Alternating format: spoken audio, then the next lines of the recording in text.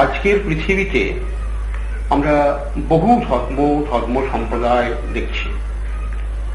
প্রকৃতপক্ষে ধর্ম কি এক না বহু? দেখুন, ধর্ম তো ঈশ্বরের স্থাপিত। মানুষ তো ধর্ম স্থাপন করতে পারে না। ঈশ্বর বহু ধর্ম করতে পারেন না, মানুষ বহু ধর্ম করতে পারে। কিন্তু আমরা যেগুলোকে ধর্ম বলছি আদতে সেগুলো প্রত্যেকটা তো সম্প্রদায়। তো সম্প্রদায়কে আমরা ধর্ম মনে করে ঘুরিয়ে ফেলছি।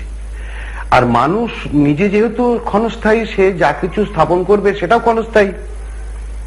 অতএব ধর্ম যখন ভগবান স্থাপন করেছেন সেটা কি কেবল মানুষের জন্য? তা তো নয়, সবার জন্য। পৃথিবীতে যা কিছু আছে সবারই এক ধর্ম, সেটা প্রাণধর্ম। আজকের পৃথিবীতে ধর্মের নামে বহু হানাহানি, বহু রক্তপাত ঘটছে, পতিতায়ও ঘটেছে। এটিকে বন্ধ করার কি কোনো পথ আছে? হ্যাঁ, এ তো খুব সহজ পথ। মানুষ এই বিভেদের থাকার দরুনই তার যত সমস্যাটা এসছে। তো যদি এক প্রাণধর্মে মানুষ সকলে আকৃষ্ট হতে পারে তাহলে তো আর বিভেদের কোনো প্রশ্ন থাকছে না, রক্তপাতের কোনো প্রশ্ন থাকছে না, হিংসা দেশ এগুলো থাকছে না। কাজেই মানুষকে সর্বাগ্রে এক প্রাণধর্মে ফিরে যেতে হবে। কারণ যে যেখানেই থাকি না কেন আমাদের সবার ভিতরে তো একই প্রাণ, একই ধর্ম। তাহলে আমরা ধর্মটাকে আলাদা ভাবছি কেন? এটাই তো আমাদের জীবনের মূর্খামি। এবার ভারতীয় দেবদেবী সম্বন্ধে কিছু বলুন।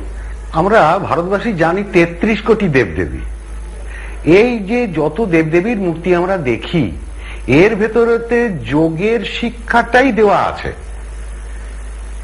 কারণ আমরা যেমন দেখছি যে কৃষ্ণের মাথায় একটা ময়ূরপুচ্ছ আছে, এটা কুটস্থের প্রতীক। হাতে একটা বাঁশি আছে, এটা শরীরের মধ্যে যে ষটচক্র তার প্রতীক। গরু এসে পা চেটে দিয়ে যাচ্ছে, এটা খেজুরি মুদ্রার প্রতীক। পিছনে কদম্ব গাছ, সেটা এই দেহরু বৃক্ষের প্রতীক। এইরকম ভাবে সমস্ত দেবদেবীর মধ্যে দিয়েই ওই ইতি ব্রহ্মবিদ্যায়াং যোগ শাস্ত্রে শ্রীকৃষ্ণার্জুন সংবাদে এটাই প্রতিফলিত হয়েছে। কিন্তু আমরা সেই সঠিক তত্ত্বকে ভুলে গিয়ে আমরা ওই নকলগুলোকেই আমরা পুজো করে যাচ্ছি। অথচ শাস্ত্রে কিন্তু বলা আছে বাহ্য পূজা অধমাধম।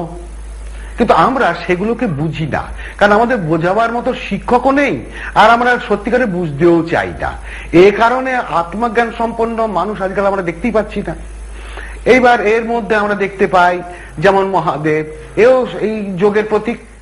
তারপরে কালী, শিব, দুর্গা, যা কিছু আমরা দেখতে পাই সমস্তই যোগের প্রতীক। এমনকি ক্রিয়াযোগের মধ্যে কত মহান মহান ব্যক্তি এসছেন, সেগুলো আপনারা এই যে ছবিগুলো দেখবেন তার ভেতর দিয়ে এগুলোকে বুঝতে পারছেন যে